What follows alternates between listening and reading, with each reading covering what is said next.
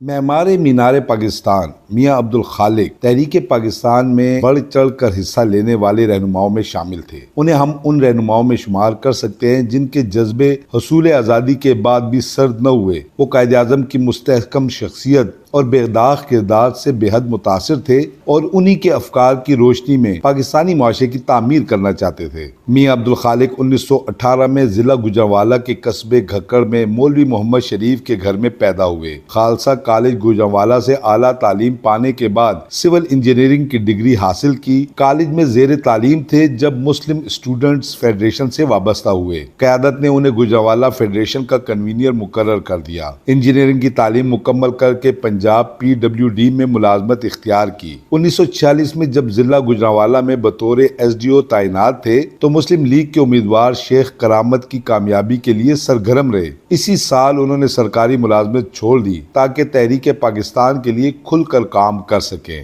حصول آزادی کے بعد وہ لاہور آ گئے اور تعمیراتی کاموں میں مصروف ہو گئے۔ میاں عبدالخالق کی ملی خدمات میں مینار پاکستان کی تعمیر ایک بڑا اہم کارنامہ ہے۔ جب مینار پاکستان کی تعمیر کے لیے ٹینڈر طلب کیے گئے تو ان کی کمپنی نے سب سے کم ریٹس دیے۔ میاں عبدالخالق خود انجینئر تھے اور لاہور کی بڑی بڑی عمارات تعمیر کرنے کا اعزاز رکھتے تھے۔ مینار پاکستان کی تعمیر میں جو مشکلات انہیں اٹھانی پڑی وہ بھی ایک تاریخ ہے۔ میاں عبدالخالق چونکہ ایوب حکومت کے آمرانہ اقدامات سے اختلاف رکھتے تھے، اس لیے حکومت نے اس پروجیکٹ کی تکمیل میں جگہ جگہ مشکلات کھڑی کی، حتیٰ کہ کسی بھی جگہ تعمیراتی کمپنی کی تختی تک نہ لگنے دی۔ میاں عبدالخالق کو حکومت کی اس انتقامی کارروائی کا افسوس تو تھا، تاہم کوئی یہ بات چھیڑ دیتا تو ہمیشہ مسکرا کر کہتے، میں نے مینار پاکستان کی تعمیر عبادت سمجھ کر کی، میرے لیے یہی بات قابل فخر اور باعث اطمینان ہے۔ جلسوں میں میاں عبدالخالق ہمیشہ پنجابی میں تقریر کا آغاز کرتے۔ انہوں نے پنجابی میں تقریر کرنے کا آغاز میاں والی سے کیا جب ایوب خان کے مد مقابل صدارتی امیدوار مادر ملت فاطمہ جناح جلسہ گاہ میں آنے والی تھی۔ لاکھوں لوگ ان کی راہ دیکھ رہے تھے۔ میاں عبدالخالق سامعین کو پنجابی میں نظم و ضبط برقرار رکھنے کی تلقین کر رہے تھے۔ مادر ملت نے اسٹیج پر پہنچ کر میاں عبدالخالق کو تقریر کرنے کو کہا تو حاضرین نے پنجابی میں بولنے کا مطالبہ کیا۔ میاں عبدالخالق نے پنجابی زبان میں بڑی رواں دواں تقریر کی۔ جلسہ کے اختتام پر محترمہ فاطمہ جناح نے ان سے کہا کہ خالق، میں تو تمہاری تقریر تھوڑا بہت ہی سمجھ سکی، تم نے لوگوں کو ہنسایا، لوگوں نے کہکے لگائے، دکھی لوگوں کا سہارا بننا بھی بڑی اچھی بات ہے، اس لیے تم ہمیشہ پنجابی زبان میں تقریر کیا کرو۔ اس کے بعد میاں صاحب نے اپوزیشن جلسوں میں ہمیشہ تقریر پنجابی میں کی۔ انہیں استاد دامن اور کئی دیگر شاعروں کے بے شمار پنجابی اشعار یاد تھے جو تقریر کے دوران وہ سناتے۔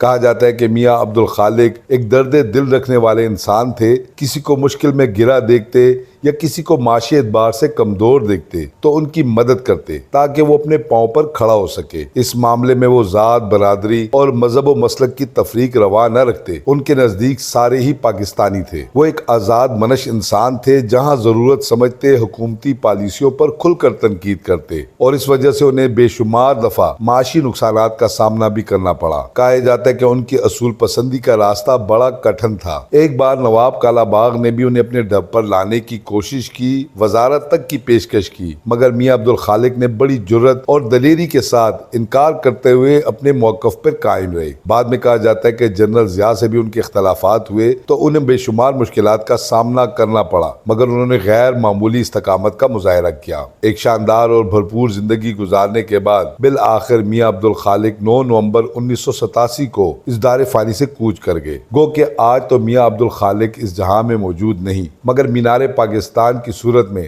ان کی یاد ہمیشہ لوگوں کے دلوں میں زندہ رہے گی۔ جی تو دوستو، میں اس وقت موجود ہوں لاہور کے میانی صاحب کے ایک بڑے کنجسٹڈ سے حصے میں ہوں، اور آپ کو میرے آس پاس ساری قبریں نظر آ رہی ہوں گی۔ یہ پرانا احاطہ ہے، اور آج ہم اس احاطے میں تلاش کرنے جا رہے ہیں پاکستان کی تاریخ کی ایک بڑی اہم شخصیت کو، اور ایک ایسی ہستی کو جس کے نام سے تو آپ واقف نہیں ہوں گے، لیکن ان کا ایک کارنامہ یعنی مینار پاکستان جو ہے وہ ہمیشہ پاکستانیوں کے لیے ایک فخر کا جو ہے وہ باعث رہے گی۔ میاں عبدالخالق جنہوں نے مینار پاکستان کو تعمیر کیا تھا، اس کے علاوہ انہوں نے قذافی اسٹیڈیم کو بھی تعمیر کیا، مگر یہ تعمیرات ہی ان کے کارنامے نہیں، اس کے ساتھ ساتھ تحریک پاکستان میں انہوں نے جو کردار ادا کیا وہ لازوال. اس کے علاوہ پاکستان بننے کے بعد جو انہوں نے جمہوریت کی بقا کے لیے جس طرح جد و جہد کی، یقیناً اسے بلایا نہیں جا سکتا. تو آئیے اب ہم قبرستان کے اندر چلتے ہیں اور جا کے میاں عبدالخالق صاحب کی آخری آرام گاہ کو نہ صرف تلاش کرتے ہیں، آپ کو ایک ویو دکھاتے ہیں، اور اس کے بعد جو ہے ہم پورا پروفائل آپ کو میاں عبدالخالق صاحب کا بتائیں گے. یہ قبریں مٹی کا ڈھیر نہیں ہے جناب، یہ جنت کے باغوں میں سے ایک باغ ہے یا جہنم کے گڑھوں میں سے ایک گڑھا. ہم لوگ آتے ہیں ان قبرستانوں میں سے ہو کے چلے جاتے ہیں، یہ سمجھتے ہیں کہ بس جنہوں نے مرنا تھا وہ مر گئے، اب یہ زندگی ہم ہمیشہ ہمیشہ کے لیے اس دنیا میں رہنے کے لیے آئے ہیں. اور یہی سوچ ان لوگوں کی بھی ہوگی جو ہم سے پہلے آج ان قبروں میں پڑے ہوئے ہیں. یہ بھی ہماری طرح ہنستے گاتے کھاتے پیتے اور اپنی بھرپور زندگی گزارے ہوں گے، مگر آج منو مٹی تلے یہ دفن ہے اور اپنے اپنے اعمال کا حساب دے رہے ہیں. ہماری تو دعا ہے کہ اللہ پاک تمام لوگوں کی مغفرت فرمائے. مگر اس میں ایک بات اور ہے جی، ہمارے ذہن میں یہ کہ شاید اللہ پاک کو خوشی ملے گی ہم جیسے گناہ گاروں کو عذاب دینے سے. تو جناب بات یہ ہے کہ اللہ پاک، علماء یہ کہتے ہیں کہ اللہ پاک تو بہانے ڈھونڈیں گے قیامت والے دن کے کسی طرح اپنے بندوں کو معاف کر دیں.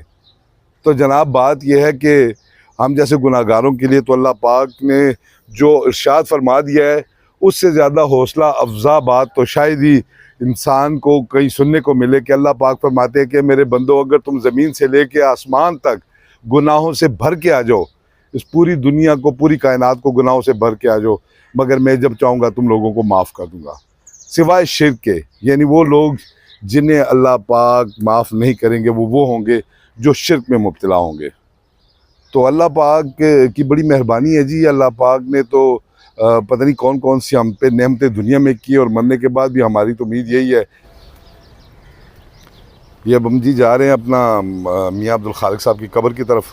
اب دیکھتے ہیں جی، آپ قبرستان کو دیکھ لیں جی، قبرستان کی حالت کیا ہے، کس طرح پرانی بوسیدہ قبریں ہیں، اور تا حد نظر جو ہے آپ کو صرف قبریں ہی نظر آ رہی ہوں گی. یہ دیکھ لیں جی آپ. اللہ پاک ان سب کی مغفرت فرمائے جی.